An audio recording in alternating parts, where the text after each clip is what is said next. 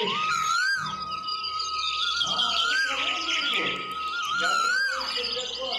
छोटे से गांव के किनारे घने जंगल के पास एक पुरानी और टूटी फूटी सी झोपड़ी थी।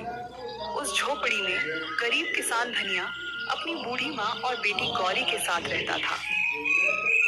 धनिया के पास बस कुछ छोटे छोटे खेत थे।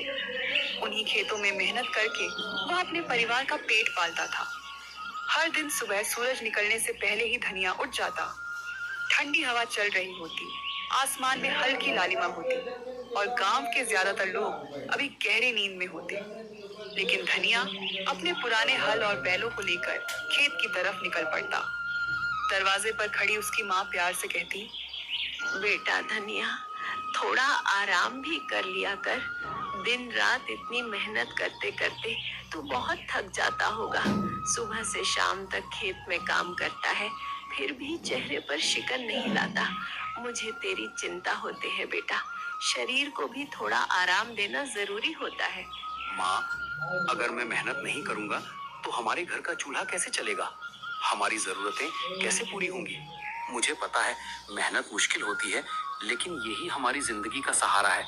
जब तक मेरे हाथ पैर चल रहे हैं मैं मेहनत करता रहूंगा, ताकि आपको कभी किसी चीज की कमी महसूस ना हो। तभी उसकी बेटी गौरी दौड़ते हुए आती और कहती, बाबा, जल्दी वापस आना, मैं आपका इंतजार करूंगी। देर मत करना, मुझे अच्छा लगता है जब आप जल्दी घर आ जाते हैं। धनिया अपनी बेटी के सिर पर प्यार से हाथ फेरता और खेत की ओर चल पड़ता। दिन भर वह खेत में पसीना बहाता रहता, कभी तेज धूप, कभी अचानक बारिश, लेकिन धनिया मेहनत करना कभी नहीं छोड़ता। धनिया ने कभी हार नहीं मानी।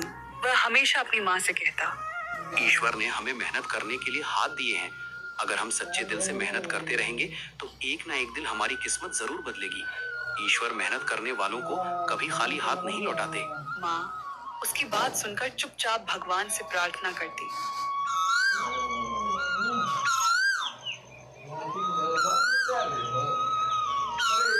बाबा, आज मैं जंगल के किनारे से कुछ लकड़ियां लेकर आई हूँ, ताकि घर के काम में थोड़ी मदद हो सके। अकेली गई थी? बेटा, जंगल के किनारे अकेले जाना ठीक नहीं होता, वहाँ खतरा भी हो सकता है। हाँ बाबा, मैं अकेली ही गई थी। थोड़ा डर तो लगा था, लेकिन मैंने हिम्मत रखी। आप ही तो कहते हो कि डर के आगे हिम्मत रखनी चाहिए, इसलिए मैं बहादुर बनकर गई।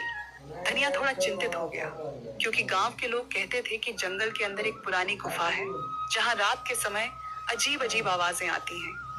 गांव वाले उस गुफा के पास जाने से डरते थे। बेटी, जंगल के अंदर ज्यादा मत जाना, वहाँ एक रहस्यमयी गुफा है। लोग कहते हैं वहाँ कुछ अजीब होता है, इसलिए उससे दूर ही रहना। धनिया भले ही गरीब था, लेकिन उसकी मेहनत और ईमानदारी पूरे इलाके में मशहूर थी। उसके छोटे छोटे खेतों में उगने वाली सब्जियां और अनाज हमेशा बहुत अच्छे होते थे। मिट्टी भी जैसे उसकी मेहनत को पहचानती थी। वह अपनी फसल में कभी कोई मिलावट नहीं करता था, न कोई दवा जरूरत से ज्यादा डालता, न ही लालच में आकर अनाज में कुछ मिलाता। यही कारण था कि जब भी धनिया अपनी फसल लेकर बाजार जाता, तो उसकी सब्जियां और अनाज पलक झपकते ही बिक जाते। अगर सच में शुद्ध और अच्छा अनाज चाहिए तो धनिया से ही लेना। उसका अनाज हमेशा साफ सुथरा और बढ़िया होता है, इसलिए गांव के लोग उसी पर भरोसा करते हैं। लेकिन धनिया कभी इसका फायदा उठाकर ज्यादा पैसे नहीं मांगता था। मेहनत का सही दाम मिल जाए, वही मेरे लिए बहुत बड़ी बात है। मैं ज्यादा दौलत या बड़ी बड़ी चीजों की चाह नहीं रखता। बस इतना चाहता हूँ कि दिन भर की मेहनत के बाद जो अनाज मैं उगाता हूँ उसका सही मूल्य मिल जाए।